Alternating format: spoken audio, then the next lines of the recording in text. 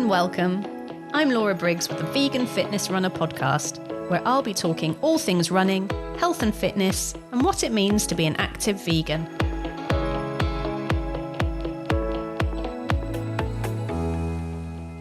Ben Garrod is not only my friend and fellow hatchling, but he's also a pretty clever scientist, evolutionary biologist, presenter, dinosaur and ape expert.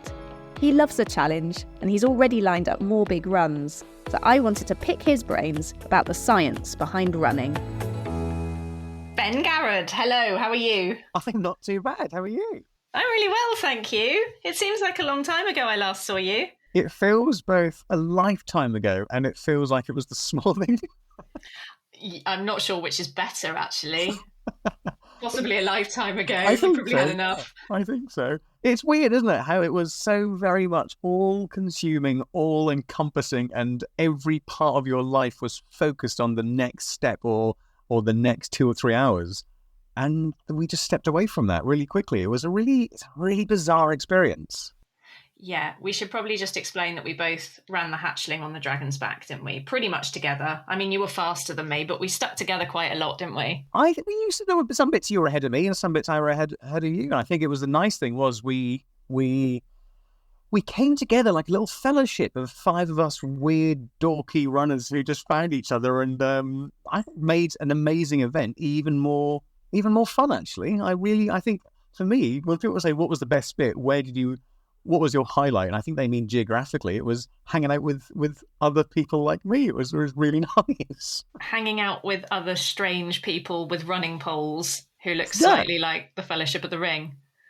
Yeah, it was like a really budget version of Lord of the Rings, wasn't it? Hang on, less of the budget. Thank you. Ben, tell me, what got you into running, first and foremost? I was born and raised over in Norfolk on the East Coast, and Mum and Dad live right by the sea. And when I was really young, and like 12, 13, 14, I'd take my dog for a walk in the morning. We'd go on the beach, then I'd come back, and then I would go out for a run on the beach, then I'd come back, then I'd go to school. And that was before university when I stopped doing all those things. But I just really enjoyed running on the beach. I enjoyed running outdoors and having nature all around me. And then I grew up and went to uni and as most of us do, unfortunately, become less healthy when we get to uni. And things just sort of slipped away. And then I moved away and lived in Africa and did all my other stuff. And I stopped running for years and years and years. Then I hit my late 30s and I developed, it's going to sound like a really sob story now, developed like a weird arthritis in my neck. And long story short, an amazing surgeon here in Bristol operated the first week of lockdown in 2020 and fused some of my vertebrae together, took a load of extra bone away and sorted me out. And I woke up and all the pain I'd had for about 3, 4, 5 years and the limited mobility had completely gone. And the one thing I wanted to do, Laura, was get back to running. So I did the Couch to 5K, then I did my first 10K, and then I did my first half marathon. And at one point I just thought, I'm really enjoying this. I don't feel creaky and old, and I don't feel arthritic, and my knees are fine. And being the scientist I am, I thought, well, how far can I take this? If I learn to run sensibly with my science head on, what's stopping me doing a marathon or even maybe an ultra marathon? And that was it, really. You say that sciencey head of yours, and I think, oh, maybe you are a bit sensible because you're a scientist, but actually I have my doubts now. Do you think that you maybe push yourself further than most people would? When you say most people, I think most people I know, have an element of that. I mean, you are a very good case in point here. You're exactly the same. I think a lot of us out there want to push ourselves in different ways. And I think a subset of us want to push ourselves. It's easy to say physically because something like the Dragon's Back, which I'm sure you've told your listeners is from North to South Wales over 6 days and twice Everest and blah, blah, blah, and all these terrible, horrific statistics physically. But I think mentally it was more demanding for me. But I think quite a lot of us want to push ourselves physically and mentally. Probably more than some people, but less than others, I guess. I don't know. And maybe because of the arthritis and the pain that you used to be in, do you think maybe that's just been that extra catalyst to push yourself even further and to show that you can do great things now because you're not in any pain anymore? Maybe, yeah. I think maybe I'm making up for lost time a little bit. I was really, I used to love my swimming, used to love my running, and just being more active. And for several years, I couldn't swim more than a couple of lengths in my local pool. I definitely couldn't run more than a couple of K. And if I did, I'd be in pain the next day. And then that had knock-on effects. I probably ate too much. I probably drank too much, to be fair. And then stopped drinking in 2020. And then just decided to really get fit, really. So yeah, whether am I doing that to help sort of cut lost time? Yeah, probably. It's not to prove anything. I really don't need to prove anything to me or anyone else. But actually, I think I'm in a lucky position where right now I'm able to do a lot of the things I wasn't able to do before. So yeah, I'm going to crack on. I've got no reason not to. And I don't know about you. We talked about this, didn't we? This whole, why are you doing the dragon's back? In those dark, terrible moments, remember your why. And I think a few of us said, well, there isn't a why. There's a why not. Why wouldn't I do it? What's stopping me? Why can't I do it? If I can afford to do it and I can afford the time and I'm healthy enough, why wouldn't you do something like this? Yeah, I think there was definitely one moment where we all looked at each other slightly guiltily and thought, oh my God, I haven't figured out my why yet. I need a why.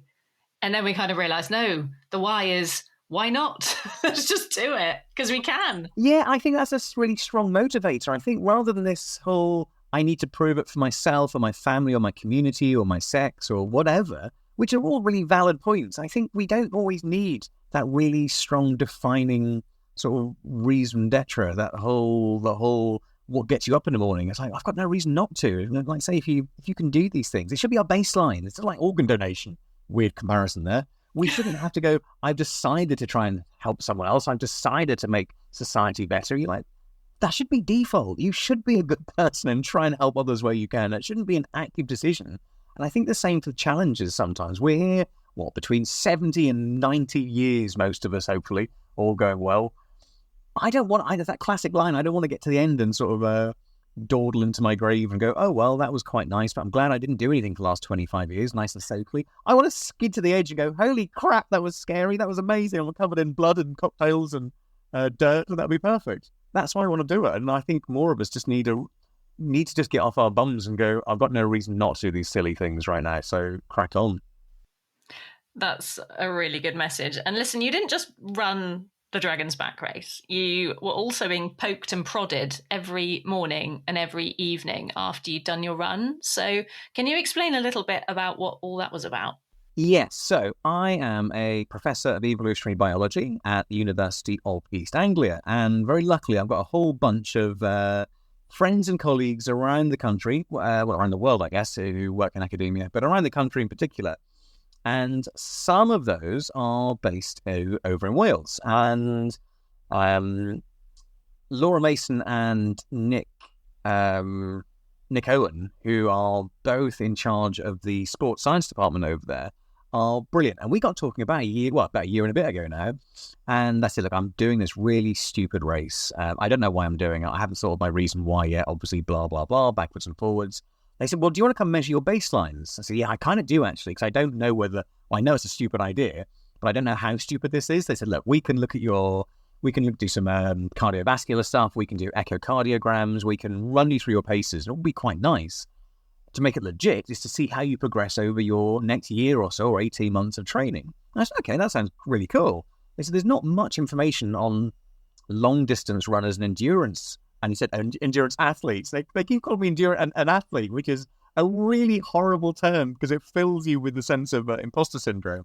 They kept saying, we don't have endurance athletes who are happy for us to follow them and do data collection over a period of time. And being an academic myself and a runner, I've got nothing to lose. I don't really care. So I said, yeah, more the merrier. Come along and take some data across these leading 12 months. And then we got closer to the race itself, and they said, I don't suppose we could come along to the race and take bloods and blood gases and urine and do cognitive tests every morning and every night. And again, me being me, said, yeah, it's fine. That won't interfere with my running at all. And it interfered with my running so much. But in a good way, actually. It was a few times I just got back to camp with you guys and I was dying to go and grab a tea and a plate of chips and just chill out and relive the day. And I instead had to go and do cognition tests and pee into a tube and take bloods and everything. So it was a really nice pilot study that we're still collating the data that we want to go back next year, more likely the year after now, and get a much wider group of participants to do morning and evening testing to see whether we can look at what sort of people run these races, what it does to the body, what the recovery times are. And it can be used from everything from evolutionary adaptations in humans to endurance, athlete training, right through to things like hydration issues, and for all of us, actually. So it was a commitment, but it was a really fun commitment, actually, and it gave me a real personal insight into how I was doing each morning and each night. I'm fully aware, Laura, of how much you and the rest of them ribbed me that my cognition went completely downhill really quickly. Although, to be fair, I'm the only one that quantitatively knew that. I'm pretty sure the rest of us were doing just as badly. That I was the only one that had the data, unfortunately. Yeah, I mean, I know that the results aren't in yet, but short term, it was quite funny to hear you saying, oh, yeah, I've been told that, like, basically I can't even kind of add 2 and 2 anymore. And I can't basically pick up a cup of tea, and everything just stopped working, didn't it, for a while? It really did. And what was really, actually, the only bit that was disconcerting, I mean, the hydration, surprisingly, even though it was in that really hot week we had, the heat, the big sort of heat wave, I thought my hydration would be completely gone out the window. I thought my dehydration levels would be up, and they were a little bit high, and a few other things that you'd expect. But the one that really got me was my cognition completely tanked, as you said. But my perception of my cognition hadn't changed at all. I remember seeing you on day 3 or 4, walking into the canteen going, I thought I did really well. I just told them that I thought I smashed a cognition test, so I aced it.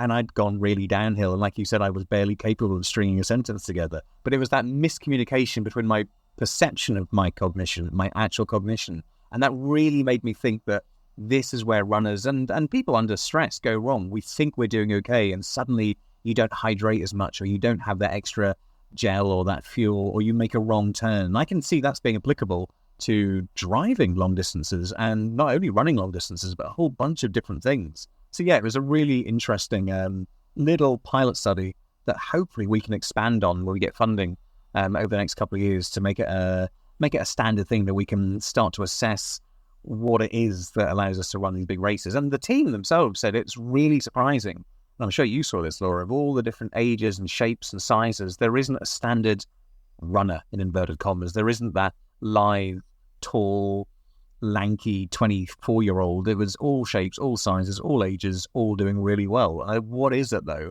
from a scientific point of view, that ties us all together? There's a bunch of things that allows us to do that. Even though we might not look the same or act the same or feel the same, we will have similarities that allow us to do these things. For sure. And I think on that week as well, there was a lot of luck involved. I mean, you're saying about the different shapes and sizes and, different forms of athletes. I'm going to call myself an athlete now. Why There not? you are. The people that you looked at perhaps and thought they're going to win it, they really struggled that week. And people who perhaps you might have thought would have struggled did really well. So there's no one size fits all, is there, for endurance running? No, and this is the thing. I mean, there will be an element of luck, of course, but equally, there will be some things that we haven't anticipated yet that we could look at more. So it might be something completely off the radar that we're not thinking about, or it could be as simple as keeping on top of the hydration and fueling and cleaning your feet and drying it with the cognition. So it might be associated with cognition. Those of us who are cognitively better might do better at these long distance races of those who aren't maybe doing these things, or vice versa. Until we look at these things, we just don't know. But that's the fun. I mean, it was fun enough. I say fun. Most of it was fun enough that week anyway. But type 2 fun, yeah, I think they call it. I think it was type 3 fun, Laura, at one point. But equally, it was quite fun to have that sense of your own personalised little set of data collecting going on at the same time. And hopefully we can expand that to really, I don't know, not only to understand why the existing community is already there, but how to enable others to come and do this. Because I don't know about you, but for me, it was so lovely to see so many of us who aren't long distance runners for the last 30 years, who are expert, who are elite, any of the words that I think intimidate the average runner out there. And I think it really helped show me, at least, it really did show me actually, that we all have more potential than I thought we did in terms of these big, crazy, long-distance, multi-day runs. I actually thought I've got no chance of finishing this. I kept saying to you, oh yeah, I've entered this with full anticipation I'm going to finish this. But there was every part of me thinking, I don't know what I've done. I don't know why I've done this. I'm not ready for this. This is ridiculous. But actually, if we can unlock some of those key attributes that allow the average runner to tackle bigger events like this, that can only be a good thing.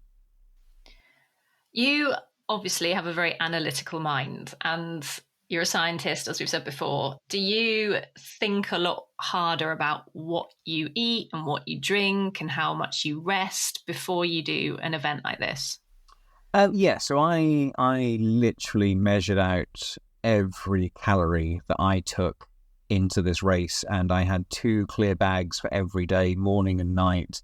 It was a combination of gels and rehydration sachets and electrolytes and salt tablets and solids and a couple of treats in there each time. So I completely analysed the hell out of my game before this, and then got there and it all went completely bad because I couldn't eat anything solid because it was so bloody hot. We were all just drinking gels and just licking sweat off sheep and stuff like this. It was just awful because none of us wanted to eat anything solid. So yeah, part of this, I think that's where the luck comes into this. I think it was bad luck for a lot of us. I think hydration completely screwed a load of us up on that race because as well planned as you can be, I definitely hadn't anticipated it would be so hot that we physically couldn't eat solids during the race. So I had these every day. I came back with huge amounts of these chews and these bars and these protein bars and these fiber bars. I just couldn't stomach. And whereas I typically I'm not a big fan of gels, I was dreaming about gels. I all think they're the best flavor in the world. Oh, they're the tastiest thing. It's like amber or nectar for the gods, these gels. I tried one of my first 10K again when I got back, and it was rank yet again. But it's I think it just showed us that with all the planning in the world, it doesn't always go to plan, sadly. That's true. And gels are disgusting as well, in my opinion. Now, look, there was one moment during that race when you had another dream. We've got to talk about it, where you basically unlocked the key to running. Do you remember? Yeah, of course I do. Do I remember? Tell everyone about that, yeah. I'm hoping to talk to Deborah Mead and Dragon's Den about pitching this or selling this. Yeah, I mean, I think when I told you this as well, I was still partly convinced this might actually be a thing, so I was still keen to test this out. I woke up one morning, and what was weird, I don't know about you, but you would wake up at 4 a.m.-ish, and then you'd get up, you would do all your sort of morning ablutions, and you'd get ready, and you'd have your kit checked, you'd have your food, and it was very automatous, where you weren't really thinking. So I think that time between waking up and actually running was a bit of a dreamlike state anyway. So I was going out in the first hour or so each morning, really not with it. I don't know what I do know about you. I'm not a morning person. I know that for a fact. So it took me a while to warm up each morning. I'm convinced that I still thought this was possible. So I dreamt one night really, really lucidly that I had unlocked the way to run. And this is after 2 days of, I think it was 2 days of running through Wales, that all you had to do was take one step every 5 seconds. But the steps were so big that each step would last 5 seconds in the air. So it was and actually what it would do, it would slow down time. So I remember waking up one morning in my dream and going out running with you and you and the rest of the gang. And I was showing you how to run. I was like, guys, look, watch. And I would just bound off like a cloud, only touch the ground every 5 seconds.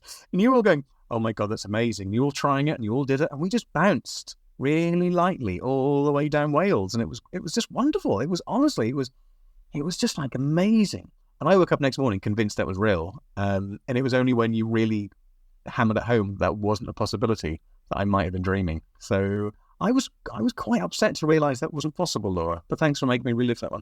We were all really excited by the possibility that this might be a thing, but it never really came to fruition, did it? It was still really hard, and we still didn't kind of get the running, to that level, I would say. No, not quite to that level. I mean, if anyone listening does ever, give it a try. I mean, I'm always interested in changing cadence and changing pace. If you can make one step every 5 seconds, I reckon like Kipchoge and the rest of them will be all over that. I think it's a great concept. I'm definitely, maybe tomorrow I might give it another go, because maybe we were just too tired to make it work. The worst thing is every time I run since, at some point I can guarantee the whole concept of float running pops into my head and I completely lose my mojo when I'm running, because it just hits me that I could still want to try and see if I can running. Float running. It's got a new name and everything now. Yeah. I've got t-shirts, everything. I'm branded. Don't worry. Love it. Now, we just briefly touched on your dietary requirements for the Dragon's Back, which went totally out the window. You're a vegetarian, right? I am, yeah. Is that for any particular reason? Is that a health thing? Is that because you think you are fitter and better at running as a vegetarian, or have you always been that way? I was a veggie for a long time. I'd say when I was a kid, I wasn't, although mum and dad very traditional in meat and two veg sort of family that I grew up in. But working or wanting to be a zoologist or sort of a biologist as a kid, I was always very conscious that I didn't like eating animals. So as soon as I had the agency to, I stopped eating meat. And then I moved to Africa, and it sounds flippant, but it's very hard to be in a very, very poor culture and suddenly have these expectations where I'm sorry, I won't eat this, I can't eat this. I lived alongside the local community, and it was day in, day out for years, and I just ate what they ate, and that was normal to me. But actually, we killed our own animals, so it was very much a transitional, very, very. We raised the animals, we kill them when we need to. That was very, in quite a way, if you're going to eat meat, quite a nice way of doing it. And then I stopped again when I came back to the UK, and then I sort of went backwards and forwards a little bit, and I used to make excuses. I was flexitarian, all that rubbish. And then I was back out in Uganda quite a few years ago now, and in a chimpanzee sanctuary, and I was doing some work with the chimps, and I was about to have lunch, and it was goat or something like that, one of the local dishes, which I really like, or I used to really like the local dishes like this. And just as my order was made, it was going to take about 45 minutes, and I was going to have some sort of juices with my mates and colleagues out there. Someone found what they thought was a big dead lizard, about a 5.5 foot monitor lizard washed up on the shore. And they went to look at it, and as we went over, it moved its tail really gently. And this whole thing was emaciated, its skin was parchment dry, and we took it to the veterinary clinic, and it had so many ticks and other parasites on it, it had drained this poor animal, quite literally, and it had become dehydrated. So again, long story short, I spent 3 hours removing ticks with alcohol and tweezers off this poor lizard, and then rehydrating it using saline under the skin. And you have to, with reptiles, do it in a pattern of every centimetre in a grid formation. So you have to do it sort of subcutaneously. So under the skin, pull the skin up, give it an injection, then another one, and another one, and another one, and another one. And I was eye to eye with this big orange eye that looked full of anger and hatred and didn't want me there at all. But equally, I was trying to save this thing. And just as I was finishing, someone said, "Oh, your lunch is ready." And I thought, why am I saving this lizard when I'm about to go and eat a goat? It just made no sense to me whatsoever. And it really hit me. And I carried on with this poor old lizard that I eventually sent back into the water, and it swam off hours later. And that was it for me. It was this weird eye-to-eye afternoon with this very angry Nile monitor that completely put me off my meat forever, I'm afraid. No, I'm not afraid at all, but it was almost, I wish that come sooner. That's such a transcending moment, really. It was a double happy ending because the lizard lived, and more goats now will live thanks to you not eating goat curry. Absolutely. You spent a lot of time in Africa. How long were you out there in total? So I went when I was 17. I mean, I loved my home life, but the moment I could leave, I was gone. I think I just about, 17, maybe just turned 18, and moved to Madagascar for just under a year. That was the furthest I thought I could get away from where I grew up. I just wanted to explore the world. I hadn't really seen Madagascar on the news, and the films weren't out then, so I didn't know that apparently it was full of lions and zebras escaped from zoos, which isn't true either. So I went to do some work out there, and then decided I was going to travel all through Africa afterwards. I managed 2 weeks before I got malaria and got flown back to the UK.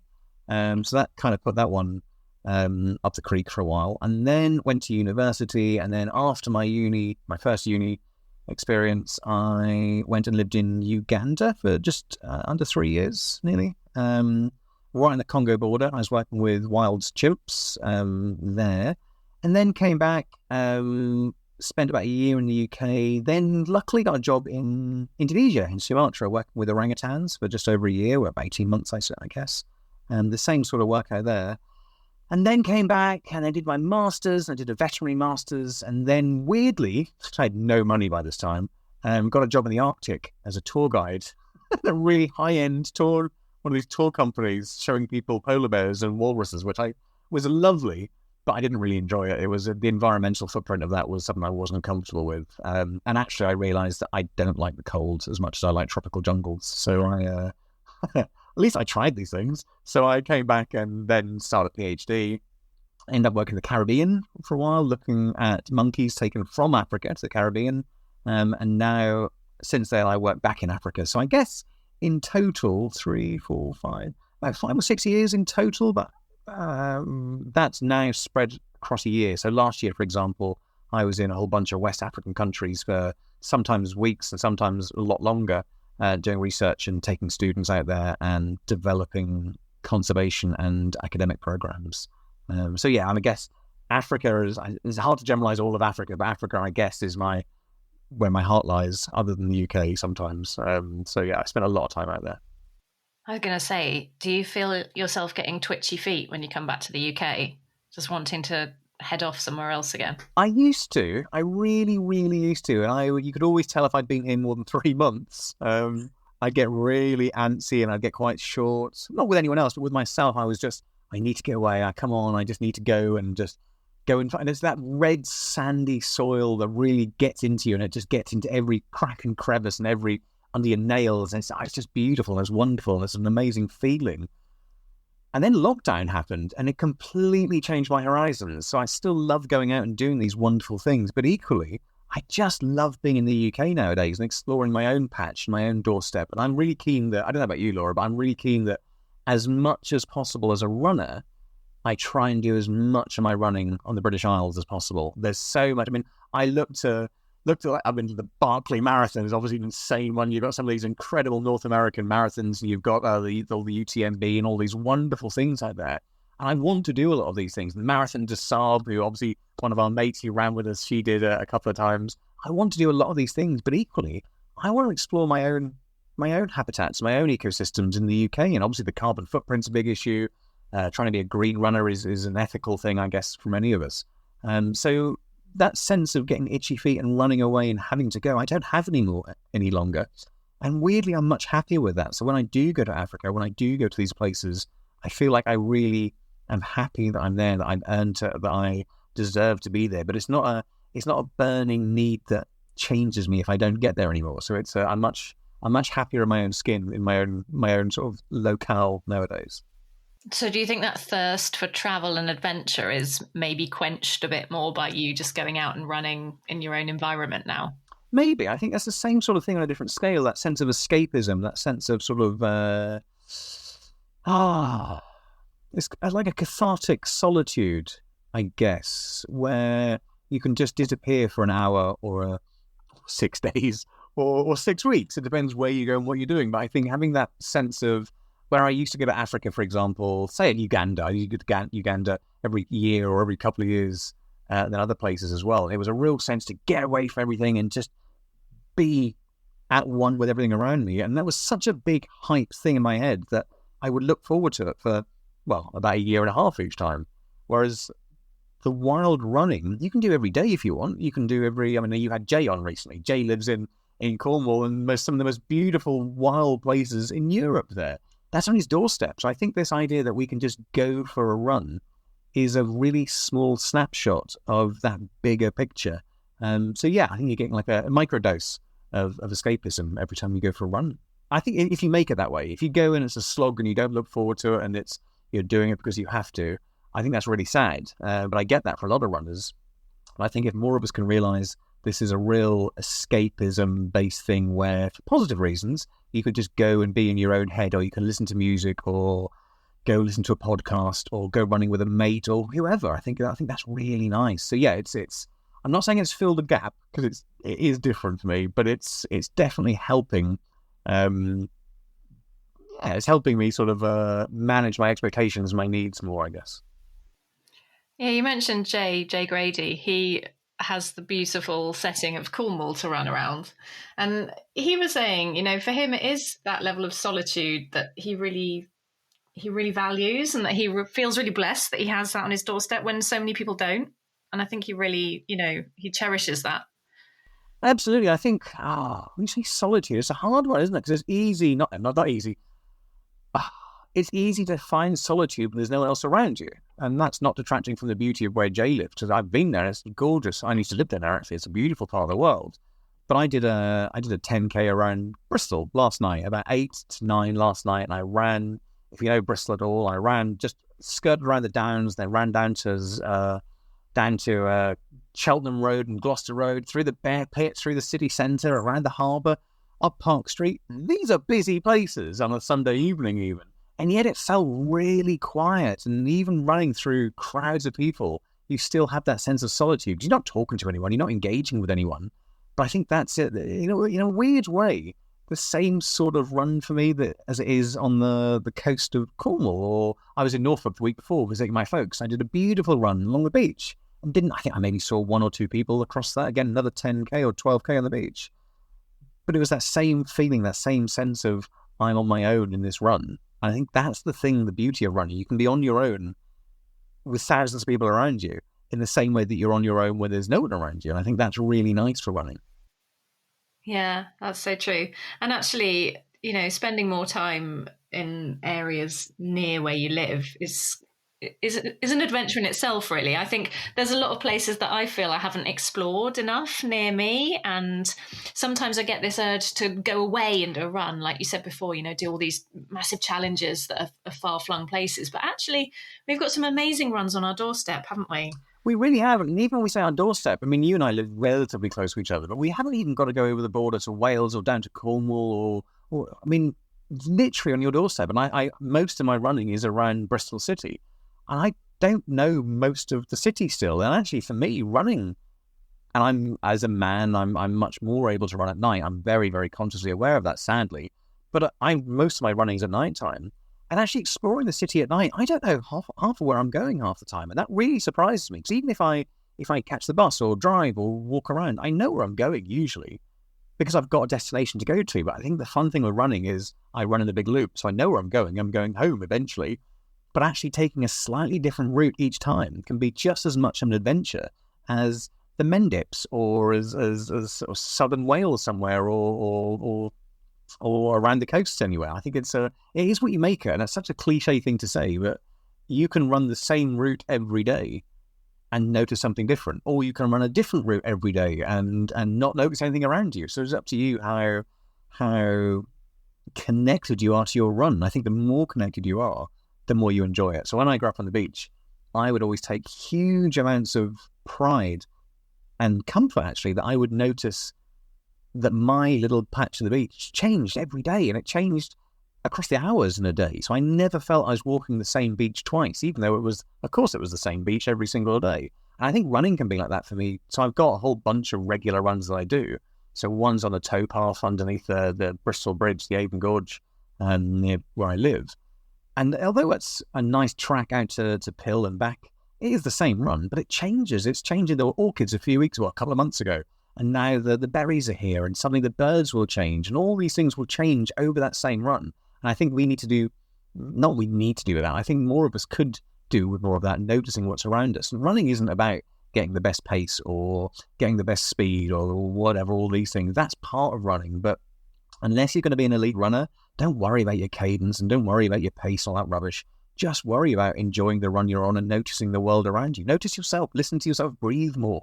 Just take the joy and live that moment. And again, it sounds really cliche, like I've swallowed the Clinton's cards thesaurus or spewing out sort of inspirational quotes here, but it's true, I think. And I've really come to love running for the sake of running. And I think that took a long time, actually. We love inspirational quotes, Ben. Don't ever worry about that. It's interesting you saying about running at night, because obviously you feel very safe running around Bristol. I guess it's pretty well lit as well. Where I am, there aren't street lights. I'm straight out onto the trails, and it's pitch black, and that does change how a run feels to me. So if I can run somewhere in daylight and I can feel fine and I'm enjoying the day, and then I can perhaps attempt it at night and feel absolutely terrified and run so fast that I'm, I'm dying by the time I've got home, because it just feels so different, but not necessarily in a good way. And I think that's really sad, and I'm sorry. I'm really sorry, Laura, because that's not how it should be at all. And I think it honestly it made my chest go tight when you just said that, because obviously you included, but I've got so many friends and colleagues and people I care about and love who can't do something so fundamentally simple as go for a run. And yes, I know there's bigger problems out there. Of course, there are terrible humanitarian things going on all around us right now. But equally, on our own doorstep, that you don't feel you can go and run in the same way that I can, or the same way that you can in the daytime, doesn't reflect on you. It doesn't reflect, I know you don't think that, but it doesn't reflect on you at all. It reflects on fundamentally men making you feel unsafe. And that's something we really need to work on. And you don't need to work on that at all. We need to work on that as a male community. And it's not just me saying, well, I've never chased a woman down the street while running. Of course I haven't. But equally, do I have friends who would wolf whistle? Do I have mates who would eye someone up and like, all right, sweetheart? That's just, if I don't call them out as well, and that's something so many of us are jumping on and trying to change. And it's not virtue signaling. Anyone listening going, oh, virtue signaling can piss off, basically. But we all need to do more to make those people we care about in our lives feel safer. And even if you go, oh, well, my mum, right? It's not about your mum or your sister or your daughter. It doesn't matter. It should be any woman out there. Anyone who wants to go for a run bloody deserves to be able to. So yeah, I think all we can do in many ways is call out those who aren't doing the right thing. But equally, I think what's really nice is if you're a bloke listening to this and you know you've got women who want to go for a run or do run, but you know they don't, offer to go with them. Offer to go and pick them up and take them out, or 2 or 3 of you do it and go for a run, even something as simple. Because if you enjoy night running, how much more would other people enjoy it as well? So it's something that we can all do a little bit more. And I've got mates who I've been running at night with, and it is a very different feel. And some people hate it, some people love it. But if you feel safe and hate it, that's fine. If you don't feel safe and hate it, then we can work to hopefully change that. I would love that to be changed. And that's why groups like Running Punks and running clubs and all these other things are trying to change the narrative around this, but it's a bigger picture that we've all got to work at. So I am sorry, and it's something that's it's crap, and it shouldn't be the case at all. But yeah, I mean, I do enjoy my night running, and I think it feels, what's the word? Intimate. I think there's a real. I mean, I'm very much a night person. I walk my dog at night. I like running at night. I used to at uni go out thinking at night and just walking around thinking, solving things I couldn't work through. Same for running for me. I'd love running at night. And I think, when it is street lit and if it's busy, then I do enjoy it. But yeah, I think if I run with 1 or 2 more people, then of course I feel safe and it's fine and I enjoy it. But yeah, running on my own it's a different ball game. But that's not your fault, Ben, because you're obviously trying to change that. Well, no, it's not. I'm not. It's not taking blame personally, but it's accepting that it's very easy for me to go, well, it's not my fault, and actually it's not me. So it's like there's still something I can do. In the same way that you're not able to have the voice that I have, I can, and I can say that. So I am saying that if you're out there listening and you know that you've not always done the right thing, or you know that you could help more, that we could help more, and we all could. We could all do a little bit more as blokes. This is a part of a collection, a part of a collective where I always say the running community is so supportive and so strong and so bloody lovely. But that's from a man's point of view. And I know for a fact from mates who are women that it's not always like that. So we can try harder. And if we're all out there saying, oh, it's such a lovely community, then let's bloody make sure it is. Let's do all we can to make sure it is. And there's always more that all of us can do to help make that community what we say it is and what we'd like it to be. Oh, that makes me want to say, like, be more Ben. That should be the catchphrase for the day. But you mean nice Ben. You don't mean me, do you? Because you haven't told your listeners about the other thing about our run either, have you now? I haven't mentioned nice Ben. No, because that would look bad on you. So I didn't feel that we should touch upon that. I think that looked bad on you lot. Your listeners just heard me sound great. So that was... They have heard you sound great. Basically, for those who are listening, there were 2 Bens from Bristol who were running the Dragon's Back. And just so that we could kind of tell who we were talking about, the other Ben, aka not you, was Nice Ben from Bristol. That's just what he got called, which kind of made it sound like you weren't Nice Ben. But you are lovely, That only Ben. came around, was it day 3 or something, when he overtook us in the morning, and one of you went, "Oh, there goes nice Ben from Bristol." Right? Yeah, I can kind of see how you might have taken that now, Yeah. actually. Oh, can you now? Thank you. It was what we call, it was banter. It Was was it? getting us all across the Was it? hills. It was fun, wasn't it? It was fun. It was. And I mean, that's where it was. It was. I've been trying to explain this to people since, and I would suggest anyone who's listening, if you're still listening to you and me waffle on a rabbit on now, great. If you are thinking, I could never do that, I don't know about you, Laura, but I didn't think I could do this a couple of years ago. I didn't think I could do a hatchling. I sure as hell didn't think I could do a Dragon's Back complete race. And now I still think I'm going to give the Dragon's Back another go at some point. But I would suggest getting out there, because what gets you through isn't that self-determination, isn't that sort of single-minded, bloody-minded focus for most of us. I mean, there will be the elites out there who do that, but it was the camaraderie that we had, that banter and that absolute sense of, I've got your back, because the next minute I need you to help me.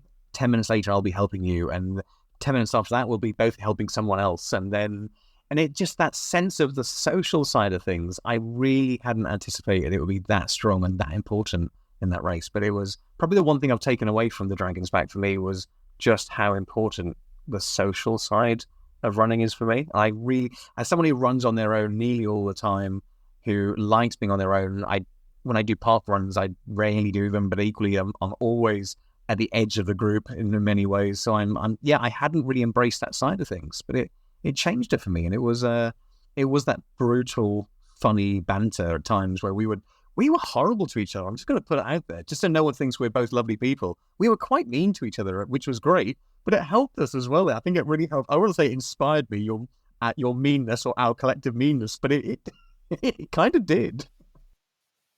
That's so true, and I'm very much like you in that I love running by myself. I'm very often on my own. I don't tend to run with a club. I maybe go out with a couple of people, if they want to go running with me. But I run by myself a lot. So yeah, having that group and that camaraderie was lovely.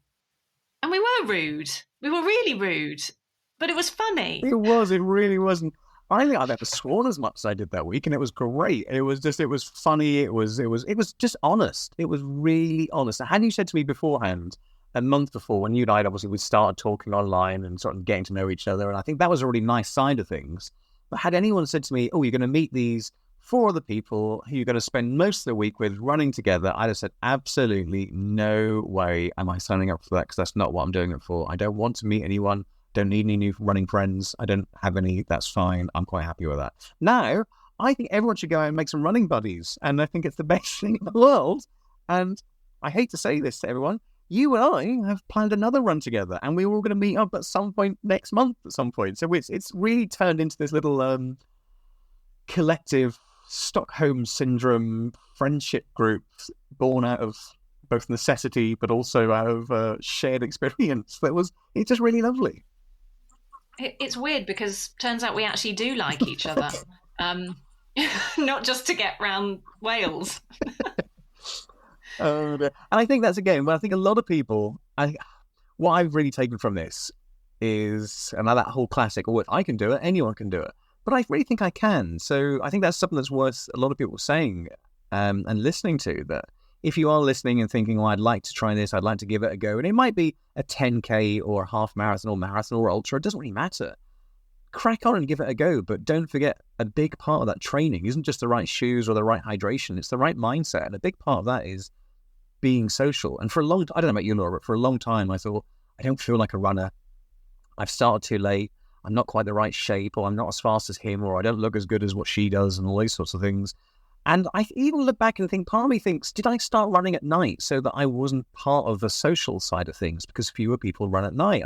I was just more content being on my own. And I think I kind of embraced that solitude a little bit too much, but this sense of being sociable. I'm not saying you have to run with everyone every time and join thousands of other runners at every given moment, but just embrace the social side of it when you can. If someone says, do you want to go for a run together?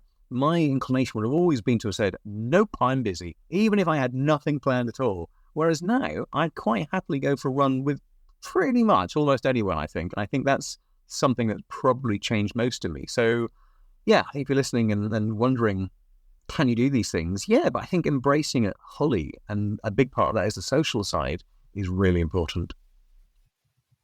That's really interesting because I think everybody I've chatted to on this podcast has said that they don't feel like a runner in some capacity or other. Everybody seems to have that feeling. It doesn't matter where, how high up the ranks they get or what level they're podiuming at. They all say, "Oh yeah, I'm not really a runner. Or I'm not a very good runner. I don't, I'm not up there." And I'm like, "Yeah, you are. Like, I'm not a runner." So I think it's kind of indicative of how we think, isn't it? That none of us really think we're runners, but at the end of the day, we're all running. Yeah, and I think I've changed that now. I know that it's because the Dragon's back or around about the same sort of time. I'm definitely a bloody runner now. I don't. Not just that. You're an athlete. You told me that made you feel slightly sick when my colleagues referred to me as an athlete on day 5 or 6, whatever it was. We did have a bit of a giggle, and I don't know what I think because you were part of our group. You are part of our group, and so for them to be referring to you as an athlete by default kind of referred to us as athletes, and we just found that absolutely hysterical. Yeah. We were like, well, that's ridiculous. We're not athletes. We're just here, actually now having quite a good time, weirdly, in a heat wave. We're not athletes, but maybe we are. Who knew? I would say we are. I really would. And I don't think it's I think maybe it's a British thing, but also it's the type of sport we do. And I was really reticent about saying the word sport or saying the word runner. And sure as hell wouldn't have ever embraced the word athlete before. But now I'm an athlete who is a runner, and I do a particular sport. And I'm really happy to embrace that, not because we've done a 6-day run across Wales to prove ourselves, but I think it's stripped away all the insecurities for me. I remember, I don't know what sort of level of content you want on this show, Laura, but I remember about 3 days in, I was just farting out loud because I just didn't care anymore. Because if I needed to burp, I was just going to burp. I wasn't going to make myself uncomfortable because you were next to me. So I burped, I farted, I did whatever I had to do. Because you know what? It just made me more comfortable, and I didn't care if you did, or I'm not saying you did for any of your listeners, but I'm not saying Laura does or doesn't fart. I never do. But some of us in the group were very happy to communicate via that channel. But actually, stripping away these insecurities, like I'm not going to judge you if you fart next to me. I'm not going to judge you if you cry next to me, or if you effing blind, or you drink less, or you drink more, or you know what? You're bloody running. And I say this now when people say, "Oh, I'd love to do what you've done, but I'm not a runner." I thought you do park runs. Oh yeah. And I was like, well, then you're a runner. Oh right. It's like with this whole sense of you're not a runner unless. It's like, unless what? Where do we stop? Is it unless you can do the Dragon's Back? Unless you can win the Dragon's Back? Unless you can do one of these awful desert runs that sounds horrific, like Death Valley or something? It never stops. And you can't imagine anyone doing. I mean, you and I both done marathons as well. Would you describe yourself as a marathon runner? I think that's a really difficult one as well. You go, well, I've run marathons. Like, yeah, then you're a marathon runner. Oh yeah, but I'm not not what? You're not one of the ones that are at the front where there's a little motorbike in front of you filming every move. No, you're not one of those. But the vast majority of people are one of those. Don't worry. And even those, do they say, well, I'm not a runner because I'm not, what's the new guy, Kiptum or Kipchoge or any of these amazing female runners as well. There's always someone better, but that doesn't mean you're any less of a runner or of a teacher or of a whatever sort of career or identity you choose. Doesn't mean because you're not the best of the best that you're not anything. It's not all or nothing. So I think accepting that you are a runner if you run, doesn't matter how far you run, doesn't matter how well you run, doesn't even matter how often you run. I've got a mate who I run with who had major heart surgery a couple of years ago, cracked his chest open. We go for runs. It took him so long to say yes, you'd go for a run with me because he said, I'll never keep up with you. So I know you won't, but I don't expect you to. And I don't want you to. I'd like to go for a run with you. And he goes and he's a runner. And we only go out once every month, 2 months, whatever it is now. He's a great runner. He's not as fast. He doesn't go as far, but he's out there running. I mean, who would look at that and say, well, you don't deserve that title? And the only people who do that are ourselves. So I know it took a long time to say that, but it's not weird in a way that all of your guests have said, I'm not a runner, because it doesn't help when you look at things like Nike or Adidas or even Asics and these sort of big brands, because all their runners are really lithe, typically young people, able-bodied, who are absolutely hammering it up the Matterhorn at a pace that I couldn't run bloody on a flat. And you go, well, I'm not that person. But I think we've got this sense about, I'm not that person, then what am I? So, well, I can't identify as a runner then. So I think it's an advertising thing yet again that's affecting us. And obviously you work in PR, and I think the PR machine with sports is so good in so many ways. And yeah, I think they're missing a trick. If they enabled far more people to think of themselves as football players or swimmers or runners or hockey or whatever, then they'd sell more, first of all, but actually ultimately we'd all be happier in the skin that we wear. That's really interesting. It is about, there's a lot of this magnifying on the top people and not looking at the masses. And I think we then start to compare ourselves, don't we, with the wrong people in a way. Absolutely. And I do have to say, even looking at the Dragon's Back, the imaging that came out all week and the stories that came out were very much who's in the lead, who's winning, how fast are they. And that's really important, part of the whole experience.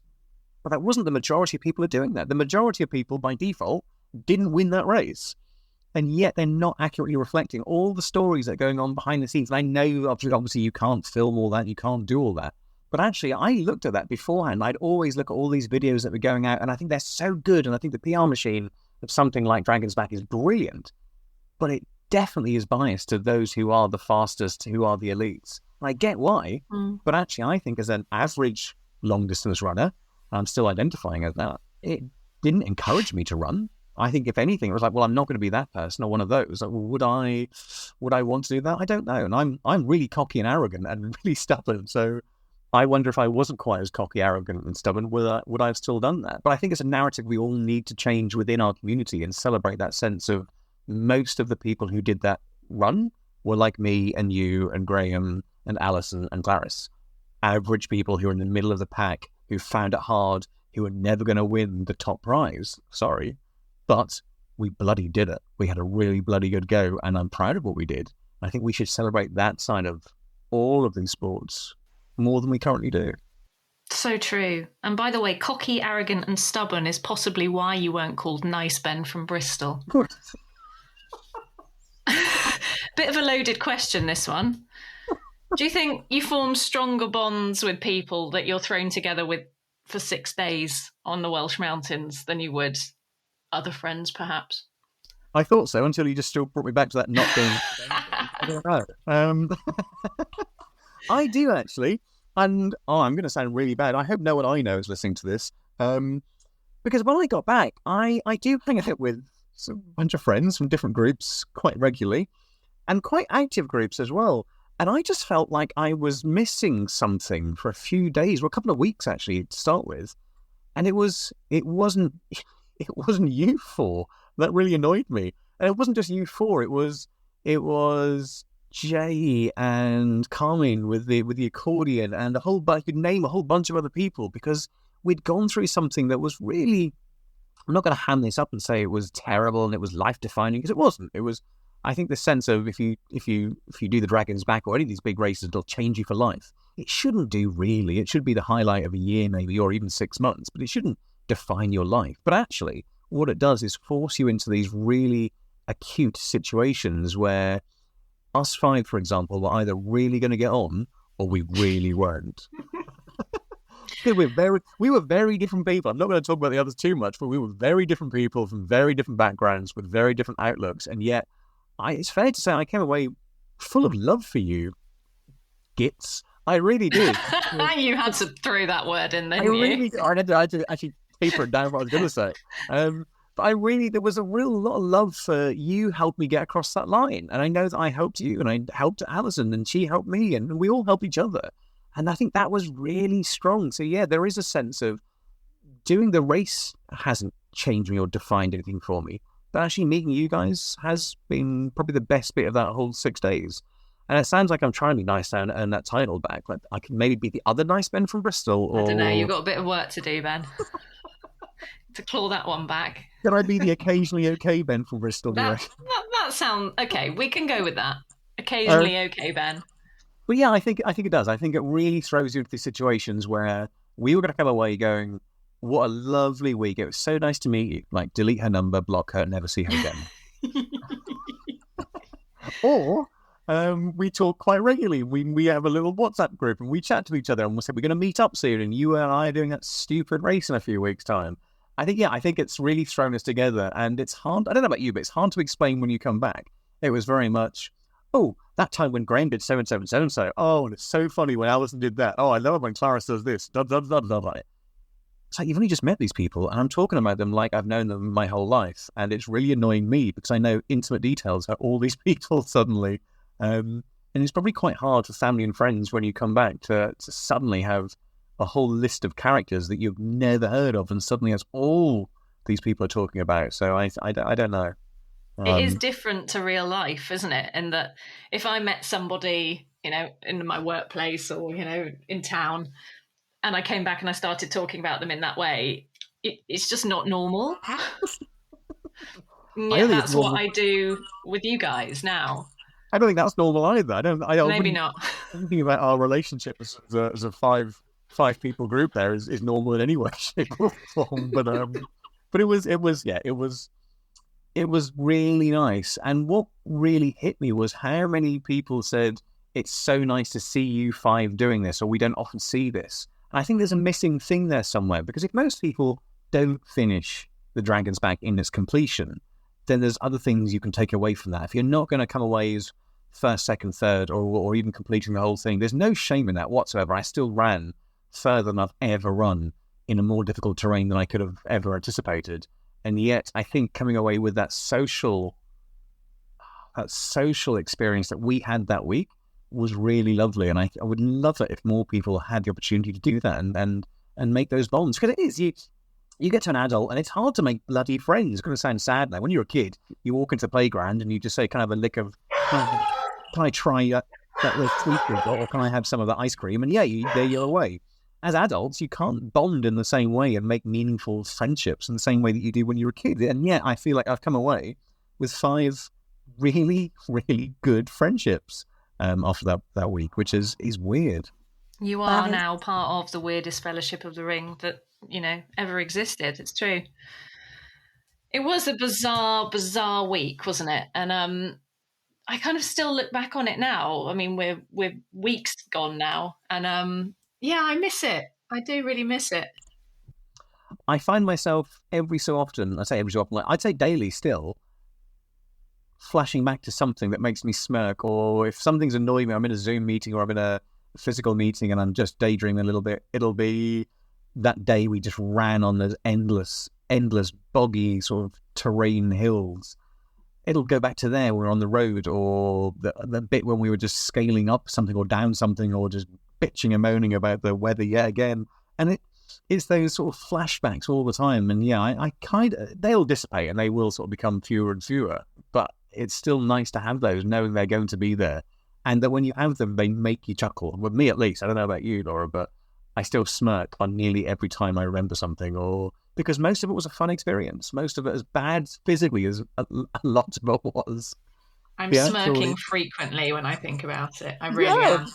It was just silly, and there were in-jokes, and the chance that the fact we had in-jokes and suddenly there was a backstory to some of these things, we had that time to do that, and it was completely indulgent. I know it was indulgent. We had the money to afford to be able to do that and the time to take off, and we're all able-bodied enough at the moment to be able to do these things, but that doesn't detract from the fact that we still went and bloody did it, first of all, but equally, it was largely a really lovely, fun, and I even said wholesome. It was a wholesome experience. It really was. I think I'd like the takeaway for listeners maybe to be that they should have a go at these events that maybe when they seem overwhelming at first or, inconceivable to ever complete these type of things, that actually you should just go for it if you want to try.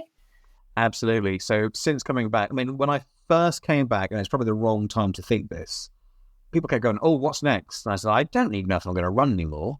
I torn the meniscus on one knee. I've got a couple of toenails that have since divorced me and left. I think I've got a blown quad on the other side as well. And my exhaustion was absolutely monumental. So I think the first 2 days, I think I might retire as an athlete. I might retire from running now. The worst thing, Laura, on day 3, I signed up for bloody Cape Wrath Ultra.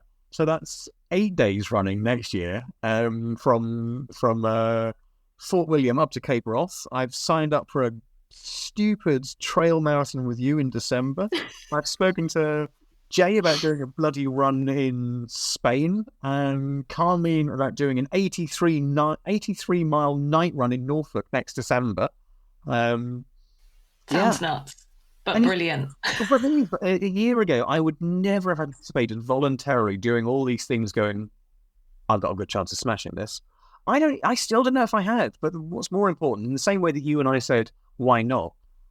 I don't know if I can do these things, but I've got no reason to doubt myself anymore. I've got no reason to think, if I don't, I'm not less of a person. I'm not less of a runner. If I don't succeed, Christ, I don't succeed. But if I don't try, I won't know. So you've got nothing to lose apart from a couple of days and maybe some money to enter these races. But if you can afford both, then give it a go. Crack on. Brilliant. And you might just get something a lot more back than you put in. You might make some friends you never knew you needed. Like some okay friends from Bristol.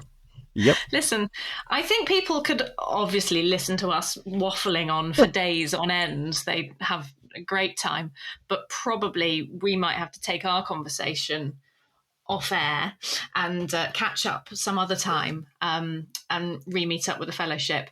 But it's been so good to catch up on this podcast, Ben. It's nice to talk to you again in a capacity when we're not, sweating our asses off, quite frankly. It is on that wonderful sum up of our power dynamic. It is nice to be talking, not sweating our asses off. That is lovely. Yeah. Thanks, Laura. We shall catch up very soon. Take care, Ben. You too. Bye. Bye-bye. Thanks so much for listening, and don't forget to leave a review for the Vegan Fitness Runner podcast. Please subscribe if you don't want to miss an episode, and remember you can find out more about all my guests and further information on all the topics covered over on the website veganfitnessrunner.com. Thanks again, and bye for now.